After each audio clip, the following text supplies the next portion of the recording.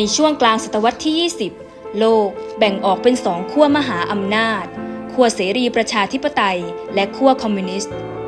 ประเทศไทยเผชิญกับแรงกดดันจากมหาอำนาจโลกที่ต้องการขยายอิทธิพลของตนเองโดยเฉพาะลัทธิคอมมิวนิสต์ในขณะเดียวกันรัฐบาลไทยในยุคนั้น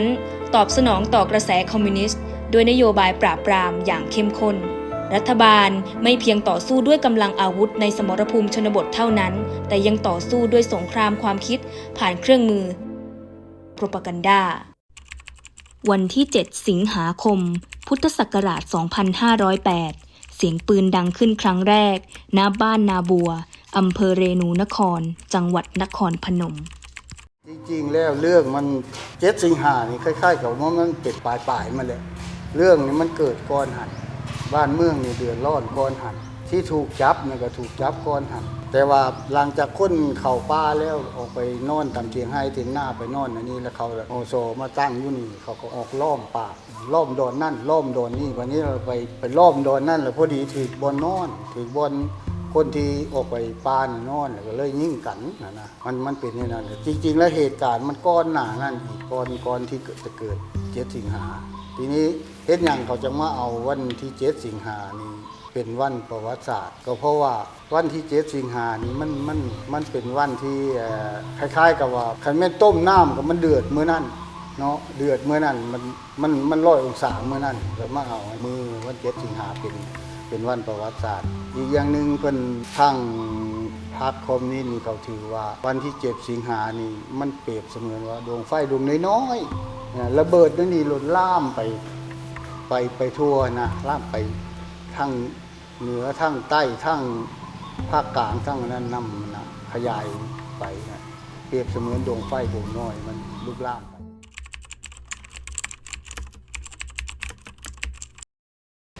ก่อนหน้านั้นก็คือผมเว้าเลยครั้งแรกนั้นยังบ่ได้ฮู้ดอกฮู้แต่ว่าเขามาโฆษณาเขาว่าคอมมิวนิสต์นี่มันมีเขี้ยวมีหางได้เพิ่นว่าเอาคนไทยหน้าเอาอย่างตอนนั้นยังบ่ได้รู้จักว่าเป็นคอมมิวนิสต์มันเป็นจังได๋ก็คิดย่านอยู่เพราะว่ายังน้อยเนาะคนมีเขี้ยวมีหางเอาคนไทยหน้าอหยังมันก็คิดย่านแต่ว่าพูดถึงเรื่องนี้คือผมเว้ามาแล้วเนาะคือผมเว้ามาเหตุการณ์มันเกิดตั้งแต่ปี500พุ่นตั้งแต่เอาคุณหลวงวงศ์พันธ์มายิงเป้าเนาะเอาขึ้นลานประหารเอาครูข้องจันดาวงศ์เอาครูทองพันธ์สุธิมาศมาขึ้นลานประหารคนก็คิดย่านเพิ่นบอกคนก็ขยาดได้เพราะว่าคือเพิ่นเว้านั้นเนาะนโยบายเชือดไก่ให้ลิงดูอย่างเมื่อก่อนเนาะมันเป็นโปสเตอร์เนี่ยก็คือติดตามฝาผนังตามสถานที่เขาจะไปทำร้ายศาสนาเห็นไหมไปทุบพระไปตีโน่นตีนี้ของที่อยู่ในวัดนะอันนี้ผมก็เข้าใจเมื่อก่อนเราก็ไม่เข้าใจเนาะแม่บอกที่ว่ามันเรื่องจริงแต่เรามาดูแล้วนโยบายของพรรคคอมมิวนิสต์ไม่ใช่อย่างนั้นโอ้นี่เขาให้ร้ายเนื่องจากว่าเขาสามารถผลิตโปสเตอร์ได้ทำอะไรให้มันดูน่าเกลียดน่าชังได้ให้มันให้ร้ายผู้อื่นได้เนาะ ก็อย่างกระบอกเสียงโฆษณาเนาะแม่บอกอย่างของพรรคคอมมิวนิสต์โอ้ยพวกมือนึงชั่วโมงนึงภาคภาษาอีสานนอกกับภาษามงภาษาเย้าภาษามันดังอยู่บนทนอยู่นานผมบอก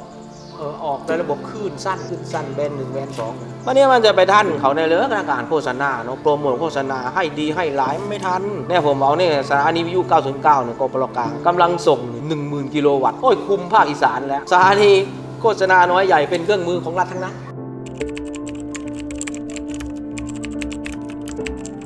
เพิ่นออกกำลังมาล้อมบ้านนาบัวแล้วก็จับคนไปโอ้หลายคนได้เป็น20คนได้เนาะทั้งหมู่6หมู่นาบัวเนี่ยเอาไปขังที่พวกเรานี่แหละไปขังลาดเหย้าวังควางเนี่ยเอาไปขังอุดรเนี่ยเอาไปขังมุกดาหารเนี่ยมันก็เฮ็ดให้คนย่านนะคนย่านที่สำคัญที่สุดคือย่านเอาไปยิงเป้าเลยเนาะก็เลยหนีไปประเทศลาวเป็นบ้านพี่เมืองน้องนี่ถามลุงเพิ่นดีกว่าไปยามกันย่ำใดก็ได้เพราะมันเป็นชายแดนด้วยกันน้ำของป่านนี้เขาก็ย่านกันหนีข้ามไปส่วนหนึ่งกับโมเมนต์มดเนาะโดยเฉพาะกับคนหนุ่มคนสาวเนาะคนลูกเขามีส่วนหนึ่งคน ยังนุ่มยังแน่นส่วนหนึ่งแต่ส่วนหนึ่งที่เห็นบ่ได้ไปนี่บ่อยากปะลูกปะเมียนี่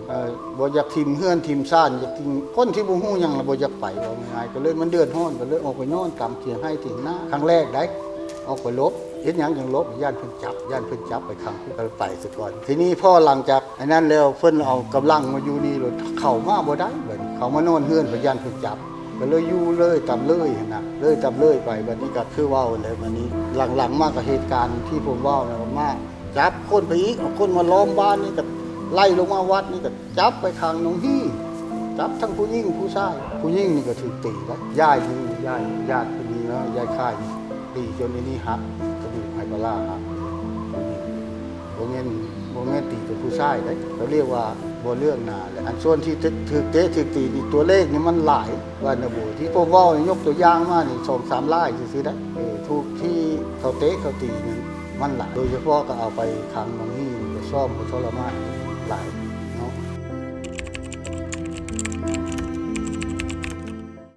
กลางคืนมาเอาผู้ใดอย่างนั้นผู้หญิงเนี่ยเอาออกไปสอบสวนข้างนอกคนที่ขังอยู่กับขังเขาก็เห็นมันบอกเอาเพิ่นหันไปแล้วกลางคืนเอาไปยังกันธรรมดาสอบสวนก็สอบสวนอยู่หันเดียววะอันนี้เอาออกไปจนกระทั่งคือผมว่าหลังๆมามีคนผูกคอตายอย่างกุ้มใจ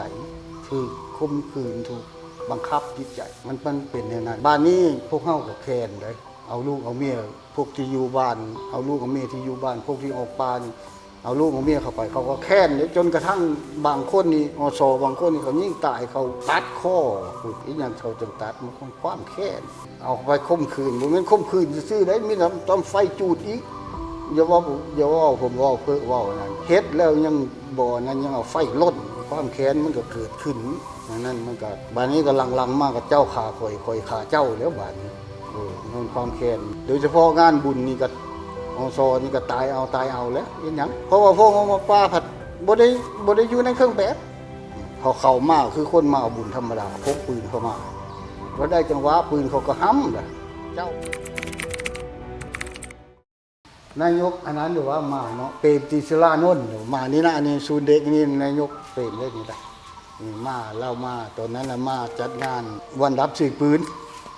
ว่าง่ายๆก็มาทำงานการเมืองแหละว่าง่ายมาอ่อยเอาอ่อยให้เขามาก็เลย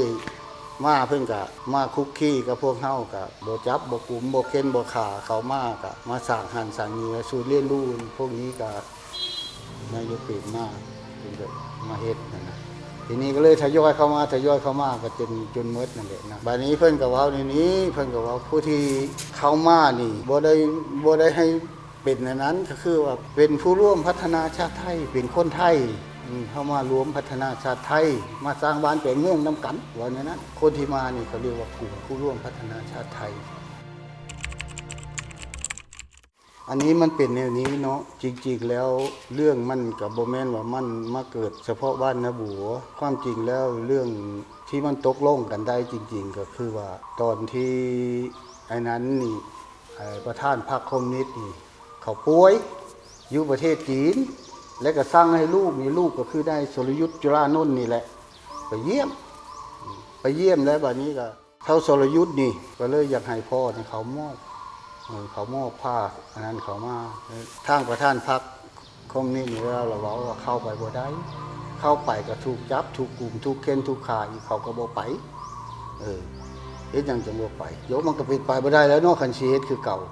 วันนี้เล่าเลยเสนอว่าถ้าอยากให้เข้าไปจริงๆนี้จะต้องก็ต้องออกกฎหมายนิรโทษกรรมออกกฎหมายนิรโทษกรรมและก็กฎหมายที่กฎหมายที่ว่าด้วยการกระทำอันเป็นคอมมิวนิสต์เนี่ยที่มันมีคุ้มอยู่นั่นก็ให้ยกเลิกและอันที่3มากก็คือว่าจะต้องช่วยเหลือพวกที่ออกไปอยู่ป่าอยู่ดงอย่างจังออกต้องช่วยเหลือเพราะว่าพวกนี้พวกเสียโอกาสพวกบ่ได้สร้างบ้านแปลงเมืองว่าง่ายๆก็ดีออกไปอยู่นอนอยู่ป่าอยู่ดงบ่ได้มีหยังเข้ามาเลยต้องช่วยเหลือเขานะว่าผมก็เว้าอย่างนี้แหละรักง่ายๆเนาะเมื่อปี 2000 เจรจาประมาณปี 2518ถูกได้แต่ว่ามาตกลงได้ก็ปี 2523คือว่านโยบาย 66/23นะ เมื่อเข้าสู่ยุค 2520 รัฐบาลไทยตระหนักถึงความล้มเหลวของการใช้ความรุนแรงและการโฆษณาชวนเชื่อ นโยบายปรองดองอย่าง 66/23 จึงถูกนำมาใช้เพื่อสร้างความสมานฉันท์และยุติความขัดแย้ง